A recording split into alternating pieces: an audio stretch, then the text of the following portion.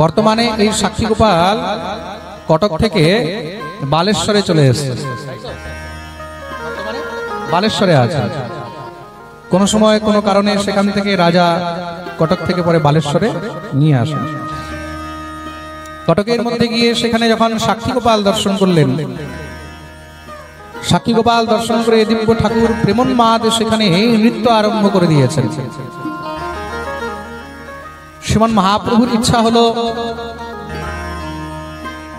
সেখানে ক্ষীরচোরা গোপীনাথে সবাই আমার কাছে জিজ্ঞাসা করেছে, আমার কাছে গোপীনাথের কথা শুনতে চেয়েছে। গৌরহরি ভাবলো এবার সাক্ষী গোপালের কথা একটু যদি নিতাই চাঁদের মুখে শোনা যায়। তা গৌরহরি নিজে থেকে আগ্রহ করে নিতাই চাঁদকে বলছেন, শ্রীপাদ এই সাক্ষী গোপালের বিষয়ে তো আপনি ভালো জানবেন, কেন আপনি আমার আগে তীর্থযাত্রায় এসেছেন, আমার আগে তীর্থযাত্রা করতে করতে আপনি সাক্ষী গোপাল দর্শন করেছেন। আর আপনার শ্রী গুরুদেব শ্রী মাধবেন্দ্রপুরী আমার দাদু গুরু, প্রেম সে বলো। তার জন্য আপনি আরো ভালো জানবেন এইসব তীর্থের বিষয়ে, কৃপা করে আপনি একটু বর্ণন করুন সাক্ষী গোপাল বিষয়ে। তো নিতাই চাঁদ মনে মনে বুঝে গেলেন যে গৌর আমার মুখে শুনতে চান। মহাপ্রভুর ইচ্ছা হয়েছে আমার মুখে শোনার।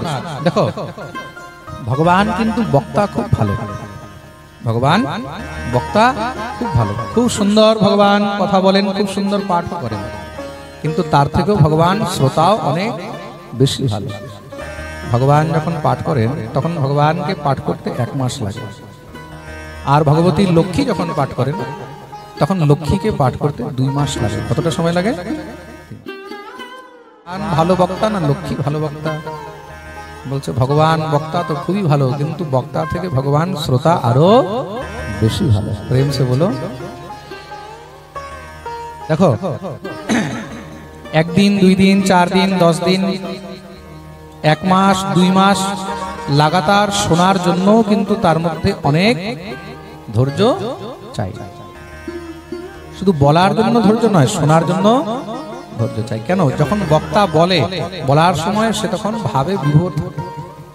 বক্তা যখন কোনো চরিত্র পরিবেশন করে, বক্তা যখন কোনো কথা পরিবেশন করে, তখন সে কি হয়?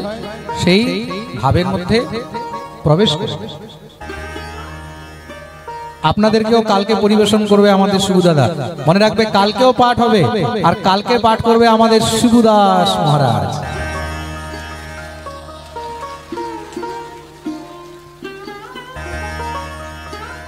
কালকে বিকেলে যেই সময় আমাদের পাঠ শুরু হচ্ছে সেই সময়ে পাঠ শুরু হবে এই 5টা থেকে। আপনারা কালকে আমাদের শিবুদার মুখে পাঠ শ্রবণ করতে এখানে অবশ্যই আসবেন। প্রেম সে বলো। আর আরেকটি কথা বলে দিই, কালকে ভোরবেলায় আমাদের এখান থেকে বিদায় ছিল। কালকে ভোরেই আমরা বেরিয়ে যেতাম, কালকে টিকিট ছিল, কিন্তু একটুখানি শারীরিক অসুস্থতা আর বাকি কিছু ভক্তদের বিশেষ আগ্রহ যে মহারাজজি একটি দিন যদি আরো আপনি থাকেন তাহলে আমরা একটু আপনার সঙ্গে ভালো করে দেখাও করতে পারি, তার জন্য কালকে টিকিট ক্যান্সেল করা হয়েছে। রাধে আমাদের কমিটির আমরা যারা ভাইরা আছি না সবাই মিলে বাবার শরীরের অবস্থা দেখে এবং বহু দূর দূর থেকে ভক্তরা আসছে, তো এখনো 15 জন নবদ্বীপ ডিমাপুর থেকে আসছে, পৌঁছেনি এখনো। তদ্রূপ আগামীকাল বাবা এখানে 2টা অবধি কিংবা 1টা অবধি থাকবেন। তারপরে যদি কেউ দেখা করেন আমার বাড়িতে যেতে হবে। আপনারা সবাই চেষ্টা করবেন 2টার ভিতরে, এখানে 1টার ভিতরে যেখানে বাবা আছে এখানে দেখা করবেন। আমরা বাবার টিকিটটা বাই ফোর্স ক্যান্সেল করেছি। আপনার শরীর যদি খারাপ হয়, আপনি যদি না থাকেন আমরা আনন্দ কোথায় পাবো? এই জন্য বাবার টিকিটটা আমরা ফ্লাইটে নিয়েছি। রাধে। বাকি আমাদের পুরো দল কালকেই বেরিয়ে যাবে, কিন্তু কালকে আমি আছি আপনাদের সেবার জন্য। প্রেম সে বলো। যারা যারা এখনো পর্যন্ত দেখা করতে পারেনি, অনেক লোক আজকে ফিরেও গেছে, আমি অনেক বিশ্রামে আছি, শিবুদার বাড়িতে গেছিলাম। মন্দির নির্মাণের জন্য এবং বৃদ্ধ ভাতার জন্য, বৃদ্ধ মন্দিরের জন্য যে কলকাতায় তৈরি হচ্ছে এবং বৃন্দাবনে আপনারা যতটুকু সম্ভব যত সহযোগ করে আপনারা দিবেন সেটাই আপনাদের থাকবে। আমরা তো শুধু উপলক্ষ, আমাদের কমিটি বাবা আসছেন, বৃন্দাবনে মন্দির হচ্ছে মেইন বৃন্দাবনের মধ্যে হলে আমরা যেই যাব গিয়ে থাকতে তো পারবো। বলো রাধে। হ্যাঁ, এটাও সুবিধা ঠিক বলেছে। যারা যারা বৃদ্ধাশ্রমের জন্য এবং মন্দিরের জন্য দান দিতে আসছেন আর ফিরে যাচ্ছেন, সময় পাচ্ছেন না, তারা কালকে পুরো দিন পাবেন। কালকে কোথাও যাচ্ছি না, দুপুর 2টা পর্যন্ত আমি এখানেই এই ভদ্র বাড়িতেই আছি। যারা যারা আসবেন কালকে ওখানে দেখা হবে। প্রেম সে বলো। তো বক্তা শুধু বললে হবে না, শ্রোতাকে শুনতেও হবে। শ্রোতা যদি ভালো হয় তখন বক্তাও ভালো করে পাঠ করতে পারেন, ভালো করে শোনাতে পারেন। শ্রোতা যদি ভালো না হয় তখন বক্তারও কিন্তু শোনাবার মন হয় না। প্রেম সে বলো। তা নিতায়ের মুখে, নিত্যানন্দের মুখে শ্রী গৌরহরি শুনতে চান কেন? বলে গৌরহরি শ্রোতাও খুব ভালো, আর নিতাই বলে নিতাই বক্তা খুব ভালো। এটা কিন্তু অনেকে জানে না। নিত্যানন্দ প্রভুর মতন বক্তা খুঁজেও পাওয়া যাবে না। কেন? বলে নিত্যানন্দ প্রভুর অভ্যাস রয়েছে পূর্বকাল থেকে পাঠ করার। এটা কোনো 1-2 বছরের 10-20 বছরের অভ্যাস নয়। তাহলে বলছে এটা যুগ যুগ থেকে নিয়ে অনন্ত যুগান্ত পর্যন্ত তার এই অভ্যাস রয়েছে। কেন? এই নিত্যানন্দিত হলেন শঙ্করষণ, আর স্বয়ং শঙ্করষণ ভগবান নিত্য পাঠ করছেন, সৎসঙ্গ করছেন, নিত্য হরিকথা বলছেন। কিসে? 1000 মুখ দিয়ে। এক মুখ দিয়ে না, কয় মুখ দিয়ে? 1000 মুখ দিয়ে। আর পাঠ শুনছেন কে? সামনে বসে শুনছেন দেবাদিদেব মহাদেব। মহাদেব হলেন শঙ্করষণের শিষ্য, মহাদেব হলেন অনন্ত দেবের শিষ্য। তার জন্য তিনি কি করেছেন? অনন্তকে সবসময় গলায় ধারণ করে রাখেন, শেষের একটি অংশকে সবসময় গলায় ধারণ করে রাখেন। গলে ভুজঙ্গহার। অনন্তদেব শঙ্করষণ রূপে তিনি নিত্য কি করছেন? হ্যাঁ, পাঠ করছেন, সৎসঙ্গ করছেন। আর শুনছেন কে? দেবাদিদেব মহাদেব। তার জন্য নিত্যানন্দ প্রভুকে পাঠ করার বা নিত্যানন্দ প্রভুকে হরিকথা বলার, গোবিন্দের কথা বলার অনেক পূর্ব অভ্যাস রয়েছে। তার জন্য তিনি হলেন শ্রেষ্ঠ বক্তা। শ্রেষ্ঠ বক্তার মুখে পাঠ শুনে যা আনন্দ হয় সেটা যার তার মুখে শুনে আনন্দ হয় না। প্রেম সে বলো। তার জন্য হরিকথা পাঠ শ্রেষ্ঠ বক্তার মুখে শোনা উচিত। বলিয়ে ভক্তবৎসল ভগবান কি। নিত্যানন্দ প্রভু দিব্য সাক্ষী গোপালের কথা বর্ণনা আরম্ভ করলেন। নিত্যানন্দ প্রভু বলছেন, আমি যখন পুরীধাম দর্শন করতে এসেছিলাম তখন এই সাক্ষী গোপালে এসেছি। নিত্যানন্দ গোসাই যবে তীর্থ ভ্রমিলা, সাক্ষী গোপাল দেখিবারে কটকে আইলা। সাক্ষী গোপালের কথা শুনিল লোক মুখে, সেই কথা প্রভু আগে কহে মহাসুখে। শ্রী নিত্যানন্দ প্রভু বলছেন, এক সময়ের কথা ছিল বিদ্যানগরে, সেই উৎকল দেশে কটকের কাছে বিদ্যানগর বলে একটি জায়গা। সেই বিদ্যানগর গ্রামের মধ্যে 2 ব্রাহ্মণ ছিল। এক বয়োবৃদ্ধ ব্রাহ্মণ, বয়স্ক ব্রাহ্মণ, তিনি তীর্থযাত্রা করতে বেরিয়েছেন। তীর্থযাত্রা করার সময় সঙ্গে একজন জোয়ান ব্রাহ্মণকে নিয়েছেন, যুবক ব্রাহ্মণকে। কেন? সেবার জন্য। এখন তীর্থযাত্রায় গেছে, তার সঙ্গে কেউ একজন সেবক তো চাই, একটু জিনিসপত্রগুলো ধরে নিয়ে যাবে, হ্যাঁ, একটু সেবাও করে দেবে। কেন? বৃদ্ধ মানুষ তো, বয়স্ক মানুষ সঙ্গে একজন যুবক ব্রাহ্মণকে নিয়ে গেছেন। সে গরিব ছিল। সব ব্রাহ্মণ তার ধনী হয় না। ব্রাহ্মণ জাতির মধ্যে ধনী বহুত কম হয়। প্রেম সে বলো। কেন? আদি যুগ থেকে ব্রাহ্মণরা কোনো সময় অর্থ বিষয়ে বেশি চিন্তা করেননি। ব্রাহ্মণরা সবসময় যাগ যজ্ঞ পঠন পাঠন ইত্যাদি এগুলোই নিয়ে থেকেছেন। যা পেয়ে গেছে, রাজারা যা দিয়েছে, শিষ্যরা যা দিয়েছে, ভক্তরা যা দিয়েছে, তাতেই তারা উদর পোষণ করে কাটিয়ে দিয়েছে। বিশেষ সম্পত্তি ইত্যাদির বিষয়ে কোনো সময় তারা ভাবেননি। কিন্তু কিছু কিছু সম্ভ্রান্ত ব্রাহ্মণ হয়েছেন, যারা অর্থ ইত্যাদি সঞ্চয় করেছেন, নিজের ভবিষ্যৎ ইত্যাদি চিন্তা করে তারা ধনাঢ্য বর্গের ব্রাহ্মণ ছিলেন। তো এই সংসারের মধ্যে একটা কথা বলা হয় না, কুলীন। কুলীন কথা বলা হয় না। তা কুলীন কি বলে? বলে যার কুল উচ্চ। কুল উঁচু কার?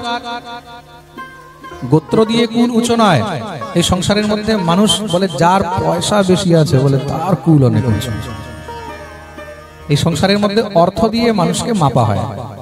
মানুষের কুল অর্থ দিয়ে দেখা হয়। মানুষের কাছে যদি পয়সা হয়ে যায় না, খুব মন দিয়ে শুনবে। পয়সা হয়ে গেলে তখন কি হয়, তখন জাত কুল আর কেউ দেখে না। কেন বলে টাকা হাড়তা, টাকা ভরতা, টাকা মোক্ষ প্রদায়, টাকা শান্তি, টাকা ভ্রান্তি, টাকা টক টাকায়তে। প্রেম সে বলো। যখন কাছে টাকা এসে যায় না, পয়সা এসে যায়, তখন তখন না জাত দেখে, না কুল দেখে, না তখন বংশ দেখে, তখন সব লুকিয়ে যায়। টাকার নিচে সব ঢাকা পড়ে যায়। টাকা একটা এমন জিনিস, টাকার নিচে অনেক কিছু ঢাকা পড়ে যায়। টাকা এমন জিনিস। প্রেম সে বলো।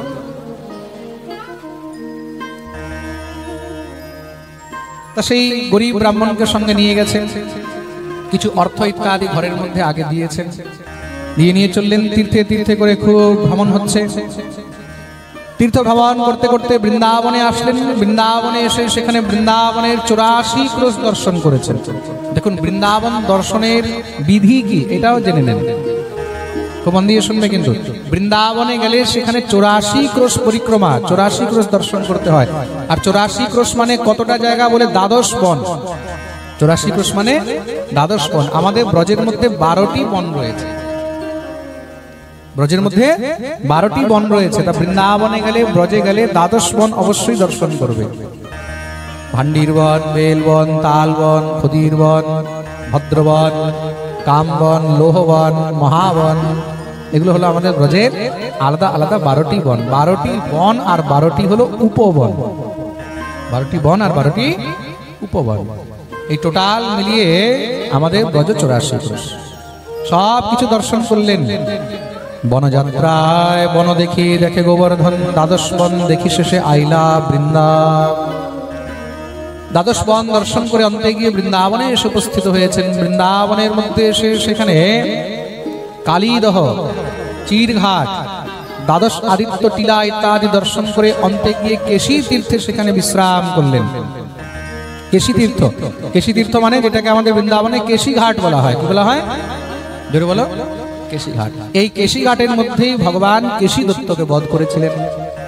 বৃন্দাবনে গেলে যখন আপনারা কেশী ঘাট যাবেন, মানে যমুনার ঘাটে কেশী ঘাট, আমাদের বৃন্দাবনে যমুনার একটাই ঘাট আছে, তার নাম হলো কেশী ঘাট।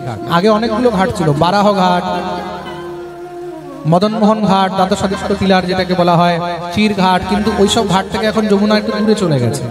কিন্তু যেই ঘাটে এখনো জল আছে সেটার নাম হলো কেশী ঘাট। কেশী ঘাটে অবশ্যই গিয়ে সেখানে স্নান করবে, যমুনার জল আচমন করবে। আর কেশী ঘাট যেতে হলে আপনাদেরকে আমাদের মন্দিরের উপর দিয়ে যেতে হবে। কেশী ঘাট যাওয়ার সময় মাঝখানে আমাদের ছোট শ্যামসুন্দর মন্দিরে একটু ঢুকে যাবে, ওখানে গিয়ে একটু দর্শন করে চলে আসবে।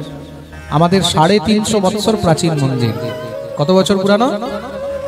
এখান থেকে যারা গেছে ওইখানে আমাদের মন্দির দর্শন করতে, তারা দেখে এসেছে। এখানে কেউ আছে এমন যারা আমাদের মন্দির দর্শন করে এসেছে? এমন কেউ আছে? আচ্ছা, পূজার মধ্যে আছে ভক্তরা। আমাদের মন্দির জায়গা জায়গা থেকে ভেঙে ভেঙে পড়ে যাচ্ছে, এত প্রাচীন মন্দির না। তার জন্যই সেই মন্দিরকে আবার নতুন করে তৈরি করা হচ্ছে, রিকনস্ট্রাকশন হচ্ছে, একদম জীর্ণোদ্ধার নয়, ওইটাকে এখন আবার পুরো ভেঙে নতুন করে তৈরি করা হচ্ছে। তা সেই মন্দিরের জীর্ণোদ্ধারের জন্য, মন্দির নির্মাণের জন্য আপনারা যারা যারা সহযোগ করেছেন তাদেরকেও হৃদয় থেকে অনেক অনেক মঙ্গল কামনা, মঙ্গল আশীর্বাদ। আর যারা করতে চান তারা নিজের যথাযোগ্য সামর্থ্য অনুসার সহযোগ করবেন। প্রেম সে বলো। তা সেই কেশী ঘাটের মধ্যে, কেশী তীর্থের মধ্যে সেখানে স্নান ইত্যাদি করে, মাধুকরী করে সেখানেই মহারাজ বিশ্রাম করলেন। সেখানে পাশে গোপাল মন্দির ছিল। পাশে কি ছিল? গোপাল মন্দির। সেই গোপাল যখন দর্শন করেছেন, গোপাল মন্দিরে বিশ্রাম করলেন। দর্শন করে বিশ্রাম করে খুব আনন্দ পেয়েছে। সেই যে বয়স্ক ব্রাহ্মণ ছিল, সে আজকে খুব খুশি যে আমার তীর্থযাত্রা পূর্ণ হলো, এবার এখান থেকে বাড়ি ফিরে যাবে। তা সেই যে ছোট ব্রাহ্মণ ছিল, অল্প বয়স্ক জওয়ান, সেই ব্রাহ্মণকে তিনি বলছেন যে আমি তোমার উপরে অনেক প্রসন্ন হয়েছি, তোমার প্রসাদে আমি না পাইলাম শ্রম, আমি তোমাকে কিছু সম্মান করতে চাই। তুমি আমাকে এত সুন্দর করে তীর্থযাত্রা করালে, তা আমি তোমাকে কিছু সম্মান করতে চাই। সেই ব্রাহ্মণ বলছে আপনার যা ইচ্ছা হয় আপনি তা করবেন, এটা আপনার উদারতা। বলে তাহলে ঠিক আছে, মনে রাখো আমি তোমাকে বাড়ি গিয়ে একটি বিশেষ সম্মান দিতে চাই। কি সম্মান? বলে আমার খুব সুন্দরী এক কন্যা আছে, আমি নিজের কন্যার বিবাহ তোমার সঙ্গে দিতে চাই, অতএব তোমারে আমি দিব কন্যাদান। শুনেই তো সেই ব্রাহ্মণ চমকে গেছে, কোথায় আমি গরিব দরিদ্র ব্রাহ্মণ, আর কোথায় ইনি এত বড় অর্থবান কুলীন ব্রাহ্মণ, তিনি নিজের মেয়ে আমাকে বিবাহ দেবে। দেখা গেল এইখানে বললো, আবার গ্রামে গিয়ে যদি কথা পাল্টিয়ে দেয়। প্রেম সে বলো, মানুষ কি হয়, আজকে কিছু বললো কালকে কথা পাল্টাতেও সময় লাগে না। তার জন্য আজকাল মহারাজ কি করতে হয়, বলে যা বি বলছে বলে রেজিস্ট্রি করি নাও, লিখিত করি নাও। কি করি নাও? লিখিত করি নাও, বলে লেখিয়ে নাও একদম। তার জন্য মহারাজ আজকাল লেখাপড়ি শুরু হয়ে গেছে, কোর্টে রেজিস্ট্রি। বিয়ে হচ্ছে তো বিয়ের মধ্যেও আজকাল কি হয়, কোর্টের মধ্যে গিয়ে বিয়ের রেজিস্ট্রি, ঠিক না? দেখা গেল মহারাজ প্রেম চলছে, প্রেম চলছে, প্রেম চলছে, চলেই যাচ্ছে 1 বছর 2 বছর 4 বছর, বলে বিয়ে করব বিয়ে করব, 5 বছর প্রেম হলো, তারপরে বলে ভাইয়া তুই কোন, 5 বছর প্রেম করে তারপরে বলে তুই কে, বলে get out from my life. প্রেম সে বলো, এটাই তো হচ্ছে, হ্যাঁ? am I right or not? এটাই তো হচ্ছে। বলে মহারাজ হয়ে গেল, বলে ভাই এবার তুই নিজের রাস্তায় যা। তার জন্য আজকাল কি হয়, বলে আগেই কি বলে ওটাকে, কি ম্যারেজ বলে জানি, কোর্ট ম্যারেজ, কোর্ট ম্যারেজ। তা আগেই মহারাজ কোর্ট ম্যারেজ, বলে সব লেখাপড়া করে নাও। প্রেম সে বলো, বলে এইবার বলে দেখা তুই কোন,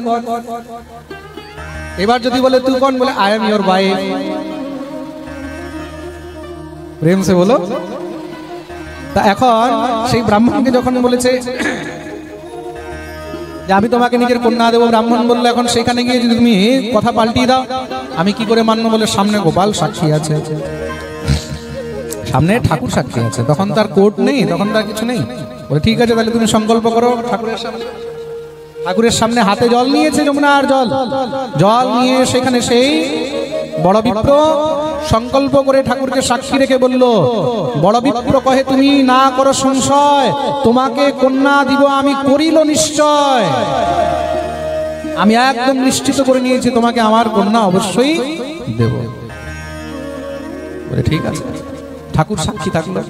একটা জিনিস মনে রাখবে, এই দুনিয়ার মধ্যে তোমার প্রত্যেক কর্মের সাক্ষী হলো ঠাকুর। তার জন্য কাউকে সাক্ষী বানাবার দরকার নেই, किसी से कुछ कहने की जरूरत नहीं है, जो भी कहना है उस मुरली वाले से कहो। তার দৃষ্টি সবার উপরে আছে। মনে রাখবে দুনিয়ার মধ্যে কেউ যদি তোমার সঙ্গে নাও থাকে না, সে তোমার সঙ্গে আছে। প্রেম সে বলো, যদি ধরতে হয় তার চরণ ধরো, ধরতে হয় তার হাত ধরো, সে তোমার সঙ্গে আছে। তার সামনে কোনো সার্টিফিকেটের দরকার হয় না, হি ইজ এভরিওয়্যার। মনে রাখবে তার সিসিটিভি ক্যামেরা সব জায়গায় আছে, তোমার ঘরের ভিতরেও লাগানো আছে। এমন কোনো জায়গা নেই যেখানে তার দৃষ্টি নেই। যখন মুখে দাঁত ছিল না না, তখনও সে মায়ের বুকে দুধ দিয়েছে, দিয়েছে তো। जब दांत नहीं तब दूध दियो, अब दांत दियो तो कछु और भी दे। এখন যদি দাঁত দিয়েছে তার মানে ভগবান তোমাকে সেই দাঁতের জন্য কিছু না কিছু অবশ্যই ব্যবস্থা করে রেখেছে। তার জীবনে যদি তোমাকে দুঃখ দিয়েছে, তোমাকে যদি কষ্ট দিয়েছে, তাহলে সেই দুঃখ কষ্ট সইবার জন্য, তাকে সহ্য করার জন্য ভগবান তোমাকে সেই সামর্থ্য দেবে, এটা একদম নিশ্চিত। প্রেম সে বলো। তার জন্য জীবনে যা হয়ে গেছে সেটা নিয়ে কখনো বিচার করতে নেই, সেটা নিয়ে কখনো শোক করতে নেই। বুদ্ধিমান ব্যক্তি কখনো নিজের ভূত নিয়ে, যা হয়ে গেছে পেরিয়ে গেছে সেসব নিয়ে সংশয় করে না, সেসব নিয়ে কোনো চিন্তা করে না। ভগবান গীতায় অর্জুনকে বলছেন, গতম ন শোচামি, যা গত হয়ে গেছে, जो बीत गई वो बात, যা হয়ে গেছে সেটা নিয়ে কখনো চিন্তা করতে নেই। তাহলে বলে প্রত্যেক দিন হলো নতুন অধ্যায়, নতুন দিন নতুন অধ্যায় নিয়ে আসে, আর নতুন দিনে নতুন জীবন সবসময় শুরু করতে হয়। যা হয়ে গেছে, যা চলে গেছে, তা নিয়ে আমি ভাবতে থাকবো, এটা হলো, এটা হলো, এটা আমার সঙ্গে কেন হলো, এমন কেন হলো, ভাবতে থাকলে কি হবে, তুমি ডিপ্রেশনে চলে আসবে। তাই তো, তুমি ডিপ্রেশনে চলে আসবে, অবসাদ হয়ে যাবে, টেনশন হয়ে যাবে, তুমি নিজেও নষ্ট হবে আর নিজের সঙ্গে নিজের আশেপাশের 10 জনকেও নষ্ট করবে। প্রেম সে বলো। তার জন্য গতম ন সোচা, जो बीत गई वो बात। इसलिए जीवन में अगर कुछ करना है तो बिल्कुल एकदम टेंशन फ्री रहो, चिंता से मुक्त रहो। चिंता রাখবে না, কেন চিন্তা হলো চিতার সমান। চিন্তা কিসের সমান? চিতার সমান। চিন্তা কোনো জিনিসে করবে না। তোমাকে যদি কিছু করতে হয় संकल्प नहीं ना আমাকে করতে হবে আর করতে থাকো। कुछ तो लोग कहेंगे, लोगों का काम है कहना, छोड़ो बेकार की बातों में कहीं बीत न जाए। তুমি যদি ভাবো মানুষই বলবে এসব নিয়ে কিছু হয় না, যেদিন তুমি খেতে পাবে না সেদিন মানুষ তোমাকে খেতে দিতে আসবে না। তুমি অসুস্থ হয়ে পড়ে আছো, কেউ তোমাকে ট্রিটমেন্ট করাতে নিয়ে যাবে না। তার জন্য তোমাকে নিজের কাজ নিজেই করতে হবে, তার পড়লেও তোমাকে নিজেই উঠে দাঁড়াতে হবে। প্রেম সে বলো ভগবান সব জায়গায় আছে, তিনি হলেন জগতের সাক্ষী, তিনি হলেন সাক্ষী। দুই ব্রাহ্মণ ফিরে চলে আসলেন নগরে। নগরে আসার পরে মহারাজ বড় ব্রাহ্মণের ঘরে, ছোট ব্রাহ্মণের ঘরে। দেখতে দেখতে দীর্ঘদিন পেরিয়ে যাচ্ছে, বড় ব্রাহ্মণ আর মেয়ে বিয়ে দেওয়ার নাম নিচ্ছে না। কেন? বড় ব্রাহ্মণ ঘরে এসে নিজের ছেলে পেলে সব জ্ঞাতি গোষ্ঠী সবাইকে বলেছে যে দেখো আমি নিজের মেয়ে এই কন্যা বিবাহের জন্য একজনকে কথা দিয়েছে। কাকে? ওই যে ব্রাহ্মণকে আমি সঙ্গে নিয়ে গেছিলাম সেই বিপ্রকে। খুব ভালো ছেলে, দেখতে সুন্দর, খুব গুণী ছেলে, আমার খুব সেবা করেছে। আমি তাকে ভাবছি তোমাদের এই বোনকে বিবাহ দেবো, আমার এই মেয়েকে বিবাহ। শুনেই তো সব একদম খেপে গেছে, তোমার বুদ্ধি নাশ হয়ে গেছে, তোমার বুদ্ধি ভ্রষ্ট হয়ে গেছে। ওই গরিব ওই ফকিরের সঙ্গে, হ্যাঁ ওর সঙ্গে তুমি আমাদের ঘরের মেয়ে বিয়ে দেবে? না না না, কখনো সম্ভব নয়। ব্রাহ্মণ বলছে ভাই আমি কথা দিয়েছি। তুমি যে কথা দিয়েছো কোনো প্রমাণ আছে? তুমি যে কথা দিয়েছো তার কোনো প্রমাণ আছে? কোনো 10 জনের সামনে কথা দিয়েছো? বলে কার সামনে তো নয়, কিন্তু গোপালের সামনে দাঁড়িয়ে কথা দিয়েছি। আমি গোপাল বিগ্রহের সামনে, মন্দিরের মধ্যে ঠাকুরের সামনে কথা দিয়েছি। বলে ঠাকুরের সামনে কথা দিয়েছো, ঠাকুর কি আর এখানে সাক্ষী দিতে আসবে যে তুমি কথা দিয়েছো? ঠাকুর আছে বৃন্দাবনে, তুমি কথা দিয়েছো এখানে, আর ঠাকুর কি বলতে আসছে? যদি বিয়ের কোনো কথা সে তুলে তুমি মানা করে দেবে, বলবে না আমি তো এরকম কিছু বলিনি। দেখতে দেখতে মহারাজ 2, 4, 5, 6 মাস পেরিয়ে গেল, প্রায় বছরের মতন হতে লেগেছে। এখন পর্যন্ত কোনো খবর নেই। বড় ব্রাহ্মণ কোনো কথাই বলে না, কোনো খবর পাঠায় না, কিছু নাই। ছোট ব্রাহ্মণ একদিন স্বয়ং এসেছে। এখন ভাই সেও তো চিন্তায় আছে, ভাই বিয়ে দেবে বলেছে, এখন বিয়ে দিচ্ছে না, সময় পেরিয়ে যাচ্ছে। সে এসে উপস্থিত হয়েছে বড় ব্রাহ্মণের কাছে। আসন টাসন দিয়ে বসানো হয়েছে, প্রণাম ইত্যাদি করেছে, সব ঘরের লোকদেরকে ডাকা হয়েছে। বলে দেখুন আমাকে পরম পূজ্যইনি বাবা মহারাজ কথা দিয়েছিলেন যে আমার কন্যা তোমাকে বিবাহ দেব, কিন্তু এখনো পর্যন্ত তিনি কিছু বলছেন না। ঘরের সব লোক মিলে বলল তোমার কি মাথা খারাপ হয়ে গেছে? আমরা সম্ভ্রান্ত পরিবারের লোক, আমাদের ঘরের মেয়ে তোমার মতন ফকিরের কাছে, তোমার মতন গরিবের কাছে এরকম হতেই পারে না। বলে আপনারা জিজ্ঞাসা করুন ওনাকে, উনি নিজেই কথা দিয়েছে। সবাই এখন বলছে কি তুমি কি কথা দিয়েছো? আগে শিখিয়ে রেখেছে।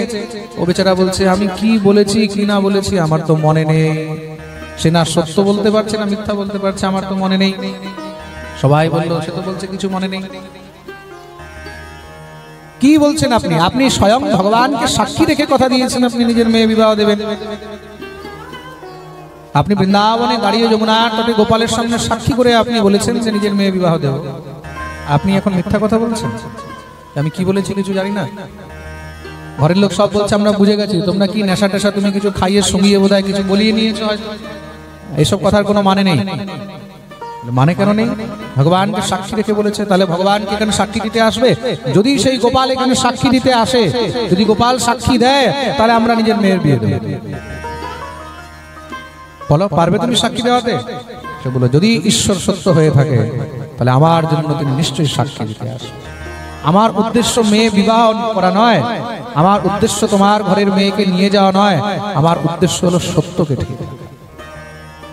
কথা দিয়ে কথা ফিরিয়েছো, আমি যাবো বৃন্দাবনে, সেখান থেকে গোপালকে নিয়ে আসবো, নিশ্চয়ই গোপাল সাক্ষী।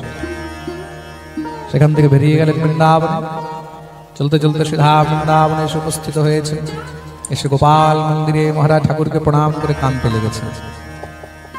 যখন কাঁদতে লেগেছেন, একদিন হয়ে গেল, 2 দিন হয়ে গেল, 3 দিন হয়ে গেল, 3 দিন 3 রাত্র পর্যন্ত শুধু কেঁদেই যাচ্ছে গোপালের সামনে। না অন্ন না জল কিছুই নয়। তখন গোপাল নিজে তাকে বলছেন কিরে তুই কাঁদছিস কেন? গোপালকে বলছে তুমি জানো না আমি কেন কাঁদছি কেন? ঠাকুর তোমার সামনে সেই ব্রাহ্মণ কথা দিল, সংকল্প করলো যে নিজের কন্যা আমাকে দেবে, আর এখন সে মানা করছে আমি তোমাকে এখান থেকে নিতে এসেছি। তোমার সামনে সাক্ষী দিয়েছে, তোমাকে সাক্ষী রেখে সে কথা দিয়েছে, তো তোমাকে আমার জন্য সাক্ষী দিতে হবে। গোপাল বললেন সাক্ষী দিতে হবে, তাহলে একটা কাজ কর, তুই সেখানে যা, আমি ওইখানে কোনো না কোনো রূপে আকাশবাণী করে দেবো, কোনো না কোনো রূপে ওখানে সাক্ষী দিয়ে দেবো। এটা কি করে হবে? সাক্ষী তোমাকে দিতে হবে, যেহেতু তোমাকে সাক্ষী রেখে কথা দিয়েছে, তাহলে বলে তোমাকে সঙ্গে যেতে হবে। গোপাল বললেন আমি কি করে যাব? আমি পাথরের বিগ্রহ, এই পাথরের বিগ্রহ কি করে যাবে ওখানে? বলে আচ্ছা পাথরের বিগ্রহ কি কথা বলে? কখনো দেখেছো পাথরের বিগ্রহ কথা বলে? বলে না। তাহলে তুমি কথা বলছো কি করে? তুমি যদি কথা বলতে পারো তাহলে তুমি চলতেও পারবে। গোপাল সঙ্গে সঙ্গে হাসতে লাগলেন। কেন? তার নিষ্ঠা দেখে। সে যে বলছে তুমি প্রতিমা নও, প্রতিমা নহ, তুমি সাক্ষাৎ ব্রজেন্দ্র নন্দন, তুমি শুধু বিগ্রহ নয়। আমরা যে ঠাকুরের সেবা করছি, ঠাকুরকে বিগ্রহ মনে করে, মূর্তি মনে করে সেবা করলে কিন্তু কখনো ভগবত প্রীতি হবে না। যেদিন তুমি শ্রী বিগ্রহকে সাক্ষাৎ মনে করে সেবা করবে, নিজের আপন মনে করে সেবা করবে, সেদিন ঠাকুরও তোমাকে আপন করে নেবে। প্রেম সে বলো তুমি প্রতিমা নও, তুমি সাক্ষাৎ ব্রজেন্দ্র নন্দন। ঠাকুর বললেন ঠিক আছে যা, তোর জন্য আমি নিজেই পায়ে হেঁটে যাব, নিজে গিয়ে সাক্ষী দেব। কিন্তু মনে রাখবি, হাসিয়া গোপাল কহে শুনহ ব্রাহ্মণ, তোমার পাছে পাছে আমি করিব গমন, কিন্তু উলটি আমাকে তুমি না করিহ দর্শনে, আমাকে দেখিলে আমি রহিব সেই স্থানে। আমার একটা শর্ত আছে, এক শর্তেই আমি যাব। কি? বলে তোমার পিছনে পিছনে আমি যাব, কিন্তু তুমি একবারও ফিরে আমার দিকে তাকাবে না, আর যেখানে তুমি ফিরে আমার দিকে তাকিয়েছ আমি সেখান থেকে আর এক পাও সরব না।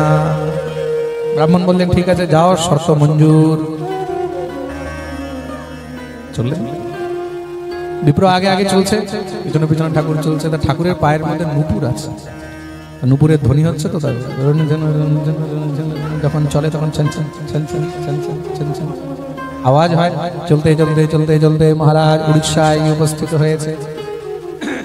বিদ্যানগরের কাছাকাছি জায়গায় মহারাজ এসে উপস্থিত। হঠাৎ করে নুপুরের আওয়াজ পাচ্ছে। চলতে চলতে অনেকক্ষণ ধরে নুপুরের আওয়াজ যখন পায়নি, ব্রাহ্মণের মনে একটুখানি চিন্তা হলো, সংকোচ হলো। কি ব্যাপার, কিছু হয়নি তো? পিছনে দেখতে তো মানা করেছে, কিন্তু কোনো আওয়াজ শুনতে পাচ্ছি না। আসলে কি কোথাও দাঁড়িয়ে গেল, না কেউ বিগ্রহ তুলে নিল, না কি হলো? মনের মধ্যে অনেক রকমের সংশয় হয়ে যায়। যখনই সংশয় হয়েছে আর থাকতে পারেননি, পিছনের দিকে ফট করে যখন তাকিয়েছে, তাকাতেই গোপাল সঙ্গে সঙ্গে হেসে দিয়েছে। এটা ঠাকুরের একটা ছল ছিল। গোপাল হেসে দিয়েছে। যখনই হেসে দিয়েছে, কি ব্যাপার, তোমার নুপুরে আওয়াজ পাচ্ছি না অনেকক্ষণ ধরে? ঠাকুর বলল কিছু না, আমি নুপুরগুলোকে হাতে নিয়ে নিয়েছি, আমি নুপুরগুলোকে হাতে নিয়ে নিয়েছি। আচ্ছা চলো চলো, আমরা তো প্রায় চলে এসেছি। গোপাল বলছে আর আমি যাব না। কেন? মনে আছে আমি কি কথা দিয়েছিলাম? যেখানে তুমি ফিরে তাকাবে সেখান থেকে আমি আর এক পাও এগোবো না। প্রেম সে বলো। চললেন। সেখানেই মহারাজ গোপালকে রেখে বিদ্যানগর গ্রামে গিয়ে উপস্থিত সমস্ত সব ব্রাহ্মণদেরকে, সব গ্রামবাসীদেরকে ডেকে আনা হলো। এক এক করে সবাই এসে উপস্থিত হয়েছে। সবাই সর্বপ্রথম তো এটাই শুনে চমকে গেছে যে বিগ্রহ নিজে পায়ে হেঁটে এসেছে। এটা তো কোনো সাধারণ কথা নয়। ভিড় লেগে গেছে। প্রতিমা চলিয়া আইলা, শুনি হইলা বিস্মিত। সবাই এসে চারিদিকে দাঁড়িয়েছে। সবার সামনে সেই ব্রাহ্মণ গোপালের কাছে জিজ্ঞাসা করলেন, প্রভু বলুন, আপনার সামনে ইনি কথা দিয়েছিল কেন নিজের কন্যা দান করার? ভগবান সবার সামনে সাক্ষী দিলেন, বলে হ্যাঁ কথা দিয়েছিল। বাস, ওই যে সাক্ষী দিল তার জয় হয়ে গেল। যত্র যোগেশ্বরঃ কৃষ্ণ যত্র পার্থ ধনুর্ধরঃ তত্র শ্রীর বিজয় ভূতির ধ্রুবানীতে মতে। গীতায় অন্তে কি, যেখানে গোবিন্দ আছে, যেখানে আবার ঠাকুর আছে, সেখানেই বিজয় আছে, সেখানেই জয় আছে। ঠাকুর যার দিকে, এই সংসারে জয় তার দিকে। তার জন্য दुनिया के पीछे पड़ के कोई फायदा नहीं है। पीछे पड़ना हो तो मेरे गोविंद के पीछे पड़ो, मेरे कन्हैया के पीछे पड़ो, उसको पकड़ लो, वो तुम्हारे साथ है तो तुमको डरने की क्या बात है। प्रेम से बोलो। ठाकुर जन संगे আছে তাহলে সেখানে আর কোনো চিন্তা। চারদিকে জয় জয়কার হতে লাগলো। তখন থেকে সেখানে ঠাকুরের নাম হলো সাক্ষী গোপাল। বলিয়ে সাক্ষী গোপাল ভগবান কি জয়।